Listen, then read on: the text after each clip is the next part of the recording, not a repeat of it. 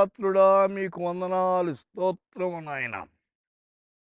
మీరు కోటాను కోట్ల దూతల చేత రాత్రింబగళ్ళు స్తుతింపబడుతున్న అలాంటి దేవునితో దినము మేము సహవాసం కలిగి దానికి మీ కృప మాకు ప్రసాదించండి. ఈ దినము లూకా సువార్త మొదటి అధ్యాయం 49వ వచనాన్ని గమనిస్తాం. సర్వశక్తిమంతుడు నాకు గొప్ప కార్యములు చేశాను. ఎవరు గొప్ప కార్యాలు చేసేది? సర్వశక్తిమంతుడట.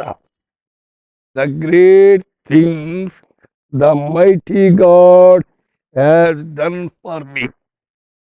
शक्तिमान ने मेरे लिए बड़े बड़े काम किया है.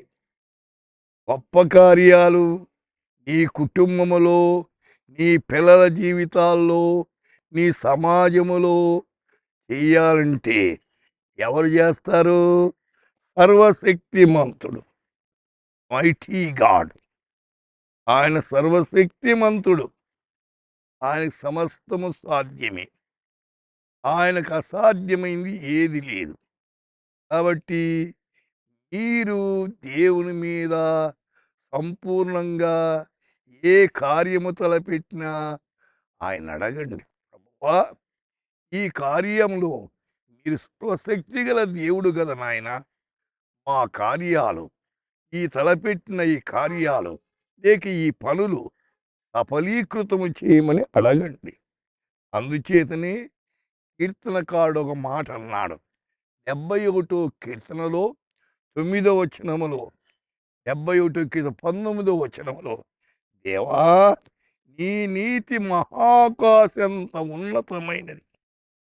గొప్ప కార్యములు చేసిన దేవా, నీతో సాటి అయిన వాడెవడు?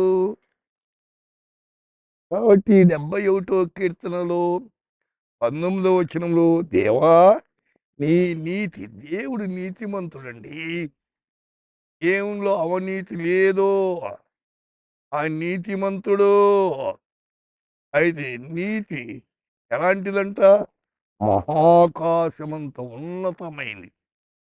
అయితే మహాకాశమంత ఉన్నతమైన, అయితే ఉన్నతమైనటువంటి దేవుడు ఏం చేస్తాడంట?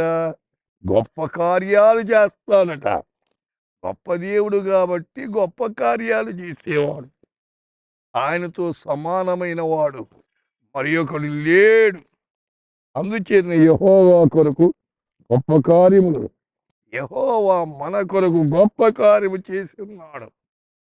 దేవుడు మీ కుటుంబములో, మీ పిల్లల జీవితాల్లో, మీ సమాజములో గొప్ప కార్యాలు చేయాలని ఆశిస్తే ఆ గొప్ప దేవుని మీద ఆనుకొని, దేవా మీరు గొప్ప కార్యాలు చేసే దేవుడు నాయన, మీ మీద మేము ఆనుకున్నాం.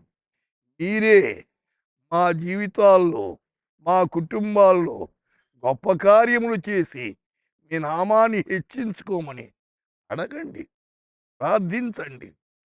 ఈ సమయంలో ప్రార్థన చేద్దాం. ప్రభువా, వింటున్న శ్రోతల యొక్క జీవితాల్లో వాళ్ళు తలపెట్టిన కార్యాలు మీరు గొప్ప కార్యాలు చేయండి నాయన. మీరు గొప్ప దేవుడు కదా ప్రభువా. వారు మీ మీద సంపూర్ణంగా ఆనుకొని ముందుకు సాగేదానికి కృప చూపించమని యేసు నామమున ప్రార్థిస్తున్నాము తండ్రి. ఆమేన్.